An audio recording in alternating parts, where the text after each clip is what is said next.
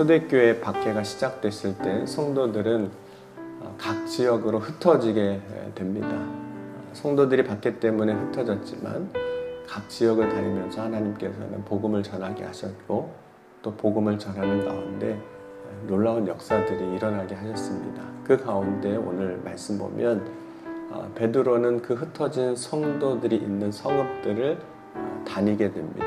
오늘 9장 32절 보면 그때 베드로가 사방으로 두루 다니다가 루다에 사는 성도들에게 내려갔더니 어떻게 보면 베드로가 지금 고난과 핍박 가운데 흩어진 성도들을 찾아가면서 그 성도들의 형편을 돌보아주고 있는 거죠.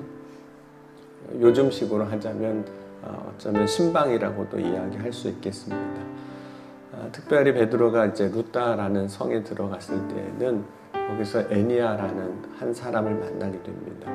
이 사람은 중풍병에 걸려 있었고 이미 침상에 누운 지 8년이나 된 상황입니다.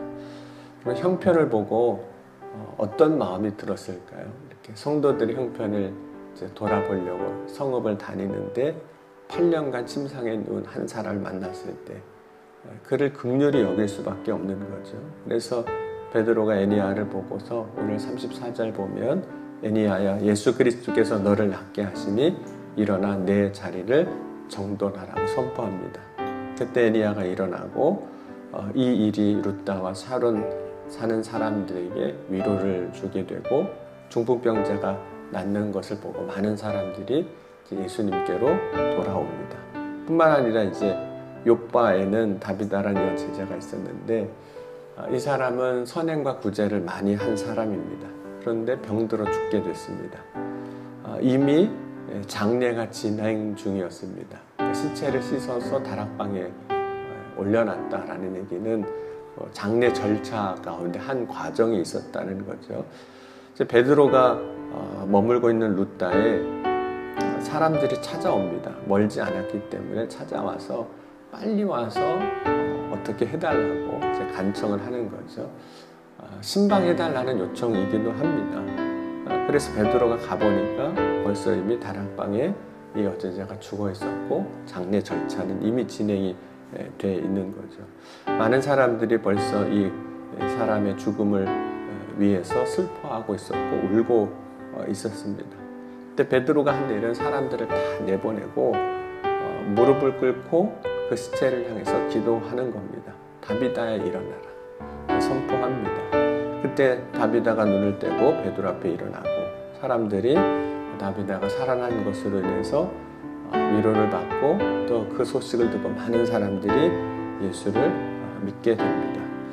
이 두 기적의 사건에 공통점이 있어요. 이것은 베드로를 통해서 기적이 일어났다는 거죠. 중풍병자가 낫고 죽은 자가 살아나고 기적이죠.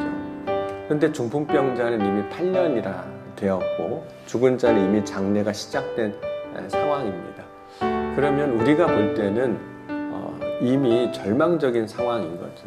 그럼 8년 정도 병을 고치려고 애썼는데 안 나을 정도면 안 되는 거잖아요. 그 정도 애썼으면 뭐 할 만큼 다 해봤을 텐데 안 되는 겁니다. 이미 장례가 진행이 됐다라는 것은 이미 죽었다는 거잖아요. 사람의 손이나 방법으로 능력으로 어떻게 할 수 없는 상황이 됐다 이런 뜻입니다. 그럼 우리가 이런 상황을 만났을 때 어떻게 해야 될까요? 어떻게 보면 절망적인 상황인 거거든요.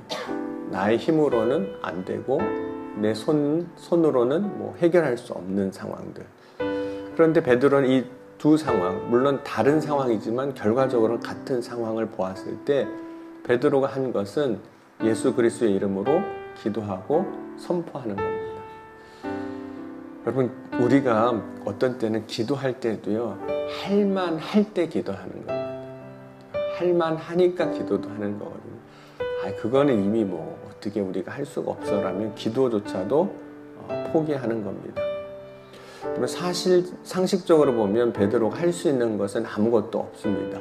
그런데 베드로는 그 상황에서 결코 포기하지 않았습니다. 그리고 예수님의 이름으로 기도하고 선포합니다.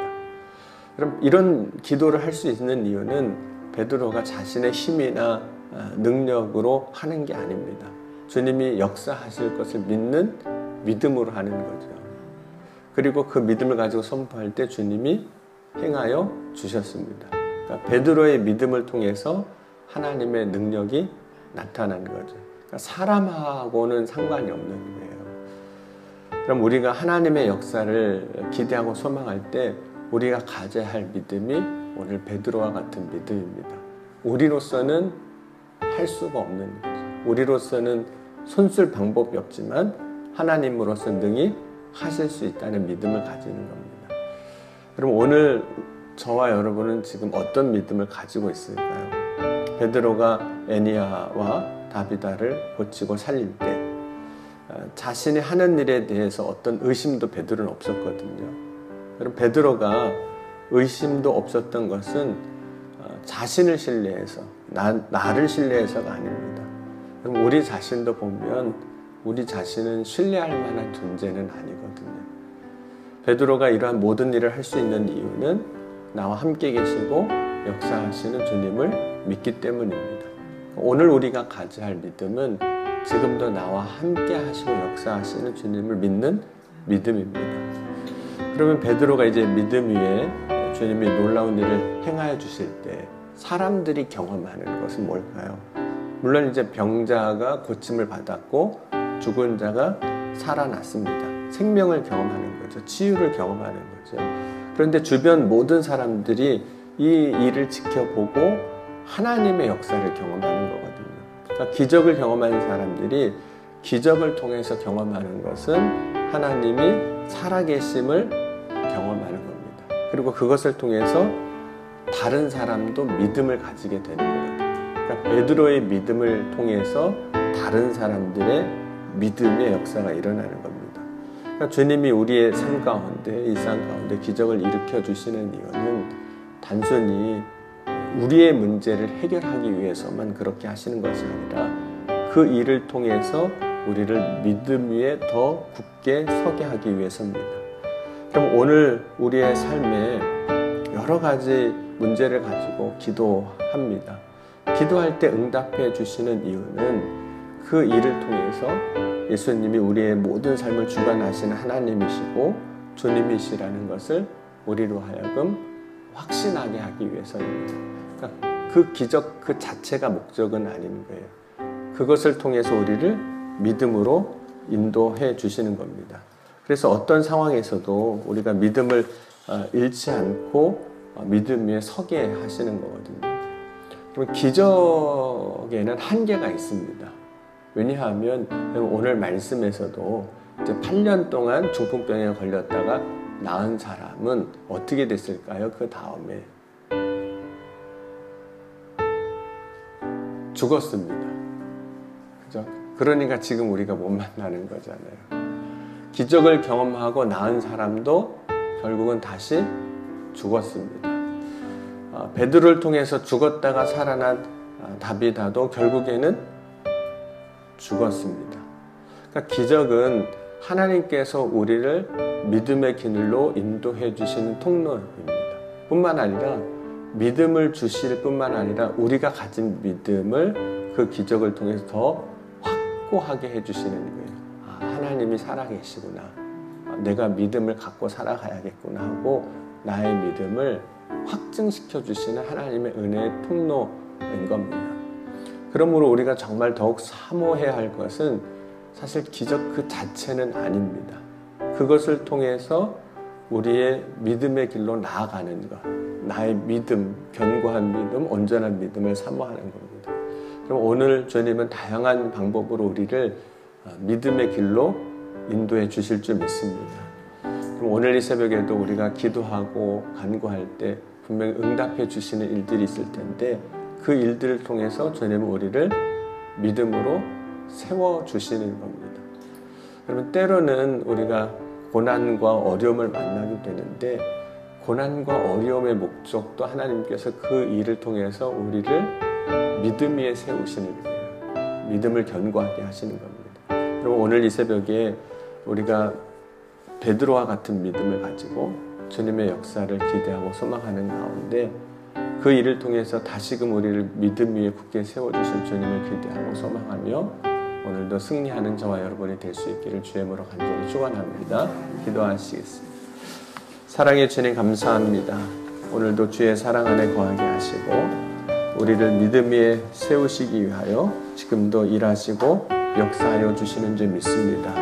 오늘도 사모함으로 주님 앞에 간구합니다. 주여 부르짖을 때 응답하여 주시옵소서.